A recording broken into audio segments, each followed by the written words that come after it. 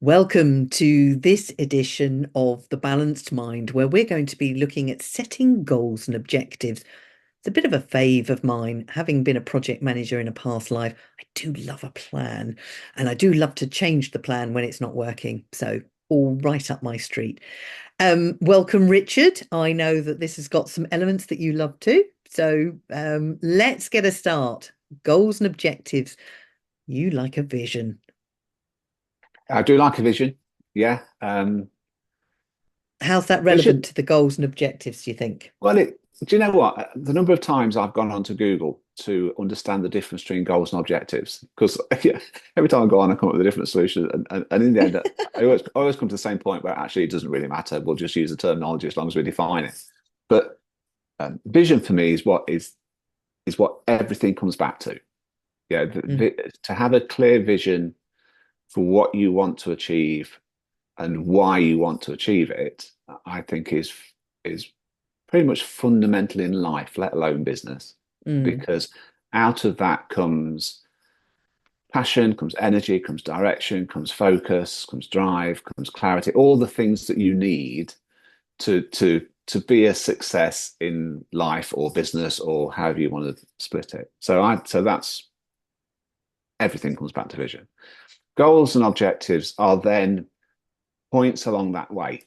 I That is agree. how I see it. Yeah. Yeah, and I think in many respects, the difference is almost one of timing as much as anything else. But the goals and objectives, these are the things that you need to achieve. These are the points that you need to go through to achieve that vision. So Yeah. it helps you sort of take that grand vision and break it down into bite sizes almost, and Mm. also enables you to sort of benchmark your progress. That's how I see it. I'm great at vision. If I'm being personally honest, from a personal point of view, I am rubbish at goals and objectives. You know, but I'm great at setting goals and objectives for other people and helping other people Yeah. to set goals and objectives. Um, Do as I but that, say. well, there is an element of, I forget, you'll know better than me. When we define people by colours and all the rest of it, Yeah. I'm the person who is great at, I'm great at vision and ideas and creativity, and let's do this. And I'm also good at making sure that things get done, just not necessarily by me. you know, and maybe that's my fundamental laziness coming out. But the value of the goals, I Yeah. can't be doing with a. It's not a plan, for instance, if there isn't vision, goals, objectives. Without it, that's not a plan. It's a wish list, or an ideal scenario. So they are very, very important. And I think if you're missing any element of those three, you have a problem Mm. because you lack all those things I went through. Yeah. And can I just ask then, goals and objectives? I'm just thinking, actually, hold on for a moment. Do I actually understand the difference between a goal and an objective? Possibly not. Maybe that comes back to what you're saying is it's just a language thing and let's just go with it and it's just merged together. I'm going to take that actually. You don't have to answer that question, rhetorical. But I think I'm with you on the vision side of things. Vision for me is the longer term. So you it is your 1 year, but it's your 2, 3, 4, 5 years, whatever. And when you've got that vision, you then can break that down into, deliverables, bringing out the project part of me, goals and objectives, if you like, the things that you're going to deliver that will take you in that direction. And with that vision, what you've got is then, and it's something I've learned the hard way, is to clear the superfluous. There's a lot of things you want to do, but they don't meet that vision. There's a lot of things that you're planning right now, even that don't meet that vision. And so the question then is, once you've got that, is what's important to you? Why is your vision important to you even? So you're validating and challenging what you've come up. I'm a big one on values, like you are on vision. Values are my thing because they are what I love about them is they're an automatic driver. You don't have to think about them. If it's important to you to be kind and respectful, that just comes naturally. You've learned to do that. Yes, it's a habit, but it comes naturally. And therefore, you start to take some of the pressure off of what you're doing. So, providing your vision fits with your values, what's important to you at work, it becomes easier to achieve. And then when you're making decisions, I think from the values and the vision, the decisions become easier. Suddenly you're making decisions that take you in that direction. And you'll only go in a different direction if it's a circle route. I was going to say circuitous, but I can't say it. A circle, you have to go via a B road to get back on the motorway because there's been a Yeah. roadblock or whatever. So it's that sort of thing. So I think vision is important. I think validating the vision based on what's important to you, your values, and then knowing that from there you can start to take decisions that really manage to focus you more and more on where you're going. Mm. Yeah. I, I think if you think of it in terms of vision, objectives, goals, then it it enables you to ensure that your actions are aligned. I think Mm, that's what. So yeah, the vision does provide that energy. But I mean, the way that I use it, and I'm very happy to be shot down here by anybody else who's got a different interpretation. At the end of the day, I said, my view would be that that's fine, as long as you understand what it means to you. But yeah, vision is the big thing. The vision's what we're going for. What it, this is what is why we do what we do. mm, The the objective is then, okay, so what will our be our what are our objectives to achieve that vision? What are our objectives? And then our goals are those sort of steps along the way. So what goals do we need to achieve to reach those objectives? Because that takes us on in like, yeah, that's another step closer to that vision. That's how I see it. And also I mm. think the vision, because vision links so closely to values in particular, then it's sort of what it's not an end game vision. Our vision is something that grows as you go through. Yes, So, it does. for me, we want to impact positively on as many accountants as possible Mm, because I know how tough it is to be an accountant. So that's not an end game. That's something that grows. I We agree. keep it in focus because that's so therefore all the objectives that we set each year, each 5 years, whatever it may be, all the goals that we have to achieve that, they're all we know they're all. Is that consistent with helping accountants? Because if it Mm, isn't, why are we doing it? Because it doesn't fit that vision. So I don't think I think there's a difference between people talk about I hear people say, well, so what's the end game? Where do you want all this to end up? I don't think that's vision, but that's ultimate goal, I guess, or something like that. But I think your mm. vision, something it sits there in your heart and it just grows as you get as you build the business or build your life goals, whatever it may be. Yeah. Um, so and then but objectives and goals are specifics. We want to achieve this by end of 2025, and Mm, to do that we need to do this and this and this. mm. So, having been the project manager and with deadlines coming out my ears at some point, I'm a little bit, I used to dislike intensely the objectives that you got at work. And I went through a phase of calling objections because I didn't want to do them. They were given to me, and that's what you had to do. So, I used to be facetiously calling them objections, which is not nice, but it's the way I felt at the time and clear indication that I was done within the industry. But I had to change my language because that was the link I'd created between what I had to do and who I was becoming. And so sometimes if it's hard to stick to deadlines, the idea is intentions. I like the word intentions because it takes away the time pressure. It doesn't take away the activity. The intention is to achieve this by whenever, but the word intention is just a little softer. Now, this is not a get out of jail free card because you still have to work for it. It just means you accept it could take a bit longer. So I'm just saying that and putting that out there for those people who find it hard to be tied, because let's face it, we are tied by the clock all the time. And a topic I'd like to talk about perhaps in a later podcast, but we are rigid sometimes about what we've got to do. And a lot of, as you quite rightly said in a previous podcast, we have no choice in accountancy world. There are timed deadlines and timelines and all that you've got to stick to.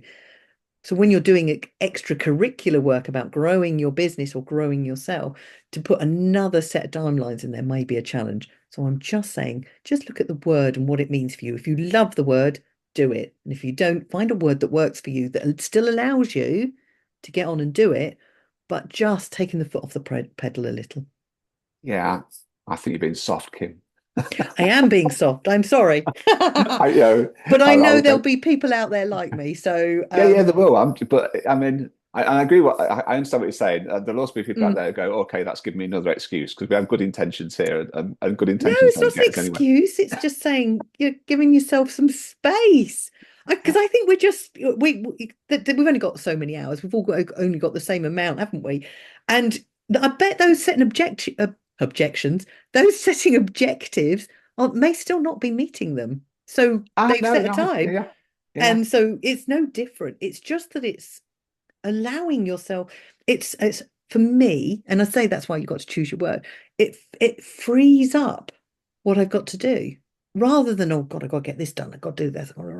It frees up to look at how I do it, when I do it. And I'm still looking at there's still a date on it, but if I miss it, it's my choice because I've given some space to it, but I'm also not beating myself up. Whereas somebody who's created an objective, maybe giving themselves a hard time. Well, now it's impacting that. Now I've got double amount of work to do to yeah. get to the next one. It's a I guess it's a bit esoteric for some maybe, but it just feels like it frees up the mind to focus on getting the work done. The objective's not changed. It's just more of an intention. I Okay, think, I'm being soft. yeah, I think that because I think there's two different things there. I mean, Mm. if I'm being brutal, then Go ahead, go listen ahead. I to what you're mean, saying listeners there. all love that. I think you're coming from the, every child wins a prize at sports day, whereas I'm going, no, no, no, you've won and you've lost. Mm, But so I think that I do think you have to have clarity with objectives and goals. I think if intentions I don't think is strong enough in business.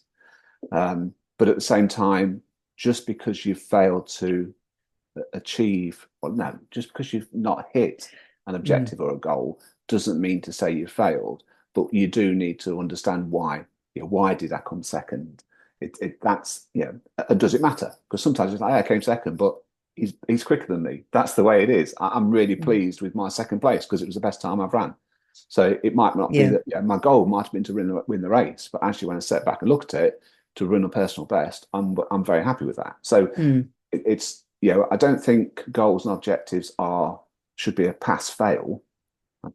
But they are a But point they where are seen like that, well they though, are aren't yeah, they? but I guess in the same way that an intention is seen as oh well you tried your best, and that it's Oh, yeah. Well, yeah I guess I don't see it quite like that, but you're right. I can see how the generic look at it would be, oh, well, just to get out of jail free card. No. and I think this is where the vision becomes back so important because Mm, sometimes if you tried your best consistent with that vision, hey, that's all we can ask of anybody. That's great.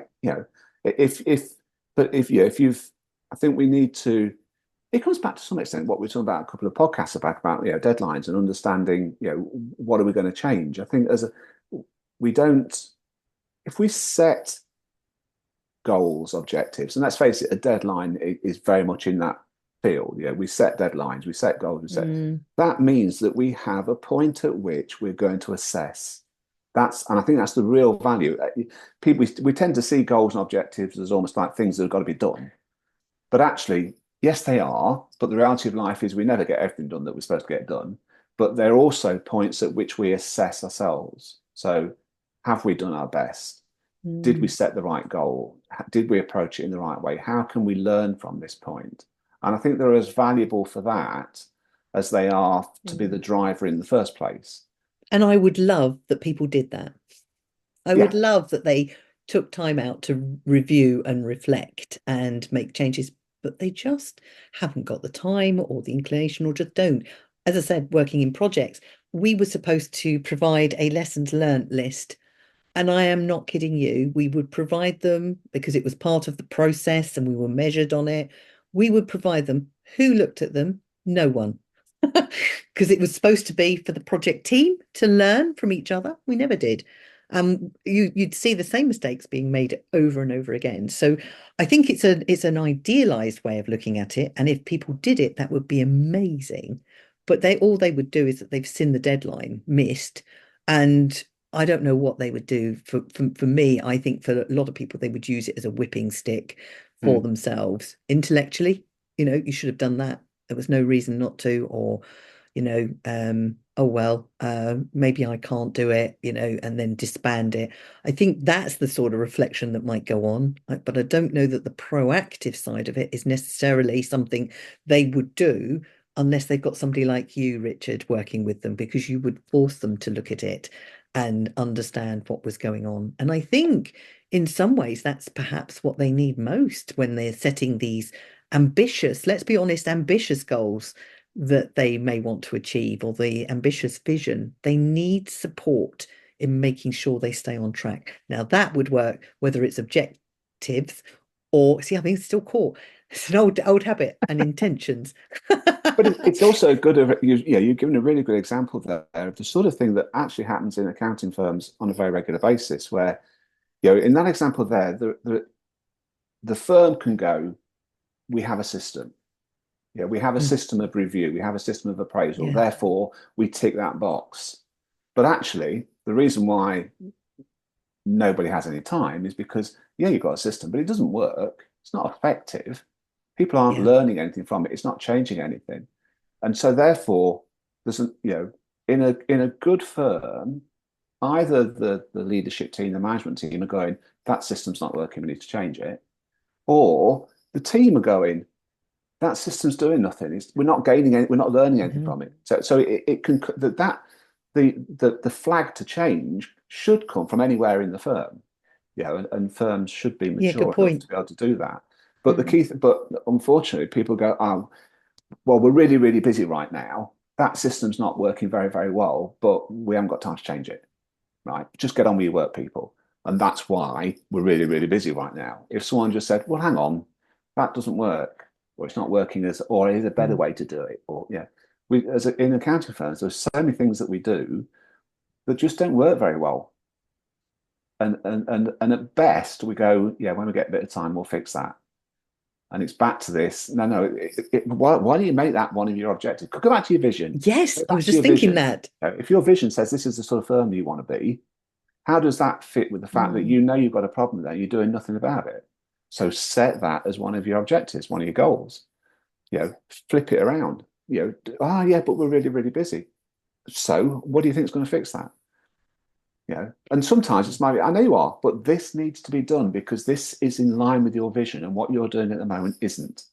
Therefore, you might be really Yes. busy, but this is a priority because nothing matters more than your vision. Mm. And so, so if you can make it a tangible, that's my only concern. What you said before about, the like, because it's very hard to write an intention down. It would But be exactly the same. It's just that yeah, it's the words that you're using, the energy behind the words. For me, it just got really, it had left a bad taste in my mouth, so to yeah, I speak, get that. because of the way they were used. I mean, when you're creating your own, I think that's very different. But I still can't look at an objective because it feels like, and actually thinking about it, my head's moving faster than my words here. But sometimes we're setting objectives for ourselves that are not ours. They are Mm. expectations from others. And of course, I think that's probably where it's coming from, is this idea that, I want to be earning or turning over, X hundred thousands of pounds or more. I need to be out there, bringing in more clients. Whatever it is, is it yours? I.e., does it tap into the vision? Or is it something you're thinking is expected of you from some quarter? I don't know where that could be. It could be family, could be other firms in the organ, in the area. It could be your professional body. I don't know. But is it yours?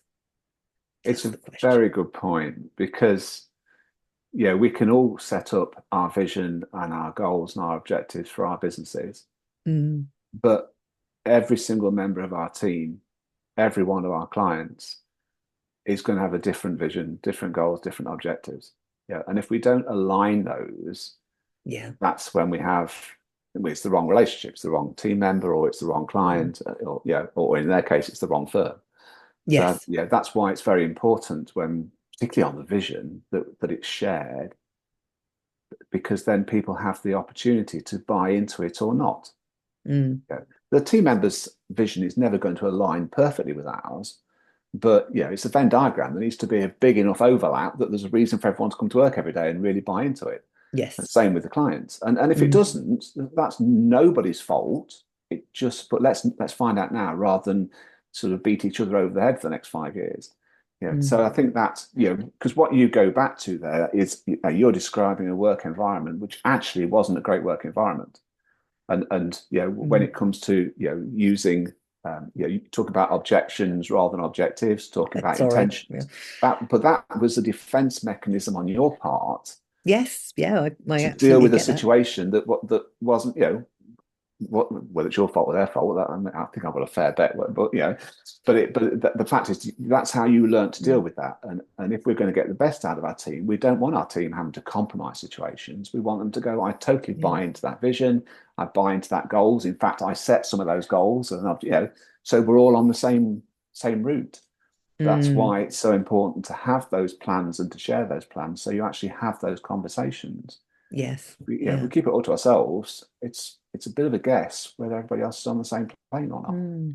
Yeah, absolutely. And you're right. It probably, no, you are right. It is a defense mechanism. So I've changed the language so that it's softer and fits better. It doesn't mean to say I'm off the hook from getting things No. done.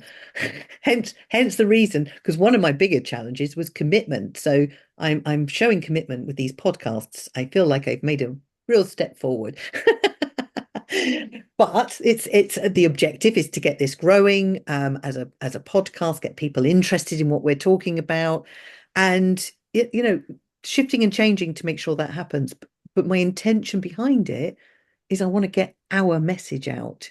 You think differently, but the same in some Yeah. ways. So that's meets the vision. So I will tweak as I need to, definitely. And we've already had that conversation. Yeah. One thing that we talk about is, I mean, it's not often that we don't tell people how to run their businesses Mm, because, in fact, what we do say to them is run it the way you want to run it. yeah. That we're trying to get that message across because this isn't about there's one way to run a firm or, in the same way that, uh, we have different, potentially you can have different visions, goals, objectives from your clients, from your team. Well, certainly everyone listening to this podcast will have different vision, goals, objectives to us. Now, what we're saying to them is, first of all, be clear in your own mind what they are, Yes. and then embrace it. Go with it. Don't not do it because somebody else tells you, because that person doesn't have your vision. Yeah, Mm, and if it turns out we're wrong, we're wrong. We suffer the consequences. One of the things about running your own business is you take that risk. But this is about trying. Yeah, I'd sooner fail trying it my way, and certainly I've done it in the past, than fail trying it somebody else's way when I'm thinking, well, I didn't even believe in it in the first place. yeah. Yeah. No, I And think that's but the valid. reality is, if you have that vision, if you have those goals, those objectives, you ain't gonna fail. Not unless Yeah. the vision is so out there that just nobody buys into it. Good point. So coming back to setting goals and objectives, one of the other big things that I see a lot of and have experienced, because I'm a bit like you, big picture, is you've already alluded there to, it's so out there, but is to understand what is realistically going to be achieved in months, maybe a year, versus what can happen in years, 3 years, 5 years. And I don't know who said it at first, but I've heard it in a couple of places, this idea that we overestimate what we can achieve in the short term, but we underestimate what we can achieve in the longer term. And I Mm. quite liked that because, and this is another reason where I guess the pressure can be a bit hard. We can be a bit hard on ourselves, particularly the perfectionists amongst us or, the procrastinators, is the idea of what we can achieve and what that's going to look like in the short term is going to be exaggerated. And we just need to be mindful of that when we're setting them. Is that something that you've seen as well in your world? Definitely yes, and I think um, it's a movable agenda, isn't it? Really, Yeah. because first, I don't think the vision is. I think the vision's there. That's what we're about. But when it then comes to goals and objectives, for instance, when the pressure's on, when the pressure's really on, sometimes it's better to shorten and shorten and shorten those, just focus on what you've got to do now. Just focus on what you've got to do today. Focus on what Yes. you've got to do this week. Yeah, if we're talking to clients who've got a business that is really struggling and the client's stressed out, then sometimes it's better to say, well, okay, let's just look at your cash flow for this week and then the next week and sort of bring things back into the now and then start to build back out again. I think you Yeah. have to now you can do that because first of all you've got a plan in the first place. If you don't have that vision, don't have those overall objectives, then it's harder to do it because you want to know that you're being consistent. But I Mm. guess that's one of the beauties. If you have those in place, you can then be flexible in how you use it. Sometimes it's like, well, what's the point in talking about where we are in 12 months' time when we've got to get there first? We've got this to achieve over 3 months, 6 months, particularly in the climate that so many are in today. It's not a reason not to have that big picture, and I think that touches on what you're saying there about we underestimate what we can achieve in the Yeah. long run, but because of the problems of the short term. We talk Mm. about I want to have a firm that is this size or make this much money or achieve this for the community, whatever it may be, and then go, but I can't even pay the wages this week. So what's the point? Well, the point is, where you're still trying to get to. But then it's okay to then put it back, and go, right, what do we need to do? Because what is now our immediate goal? Our immediate goal is to pay this week's wages. Right. What do we need to do? Because we Yeah. know that it's sometimes it will change it. Sometimes you'll go, okay, well, actually, we're not going to achieve that vision. Circumstances have changed so much that vision is now off the agenda. So actually, the right thing we can't pay these week's wages. We need to change what we do today. We need to talk to an administrator, or we need to, whatever it may be. We're taking quite a dire situation here, but it happens in real life. So Mm. we need to talk to the staff. We need to lay somebody off. We need to take actions based on now. Does that change our vision? Sometimes, in most cases, the answer will be no. I still want to achieve it, but everything else has changed. My timescale has changed. Maybe how I'm going to achieve it has changed. The reason why I'm in this place is because my plan for the business ain't working. I need to Yeah. find a different way of getting to that vision. Occasionally, you go, I'm just never going. That I need to give that vision up. And that can be quite soul destroying. But I was going to say that's going to be tragic, isn't it? If you get but to it that is. point, that's But that's that's not then great. when you go, okay, well, these are those times in your life when you need to talk to other people and You get other do. people's input, and you need to reevaluate your life. We all have to reevaluate our lives sometimes, don't we? Mm. And tragically, sometimes people can't do that.